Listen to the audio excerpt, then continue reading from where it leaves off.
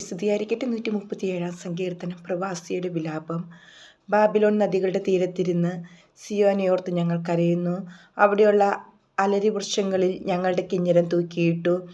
ഞങ്ങളെ തടവിലാക്കിയവർ അവിടെ വച്ച് പാട്ട് പാടാൻ ഞങ്ങളോട് ആവശ്യപ്പെട്ടു. ഞങ്ങളുടെ മർദ്ദകർ സിയോനെക്കുറിച്ചുള്ള ഗീതങ്ങൾ ആലപിച്ച് തങ്ങളെ രസിപ്പിക്കാൻ ഞങ്ങളോട് പറഞ്ഞു. വിദേശത്ത് ഞങ്ങൾ എങ്ങനെ കർത്താവിൻ്റെ ഗാനം ആലപിക്കും?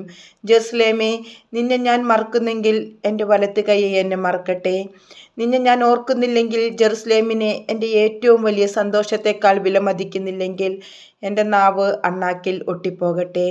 കർത്താവേ, ജെറുസലേമിൻ്റെ ദിവസത്തിൽ ഏദോമ്യർ ചെയ്തതെന്തെന്ന് ഓർക്കണമേ. ഇടിച്ചു നിരത്തുവിൻ, അടിത്തറ വരെ ഇടിച്ചു നിരത്തുവിൻ എന്നവർ പറഞ്ഞു. സംഹാരിണിയായ ബാബിലോൺ പുത്രി, നീ ഞങ്ങളോട് ചെയ്തത് നിന്നോട് ചെയ്യുന്നവൻ അനുഗ്രഹീതൻ. നിന്റെ കുഞ്ഞുങ്ങളെ പിടിച്ച് പാറമേലിടിക്കുന്നവൻ അനുഗ്രഹീതൻ.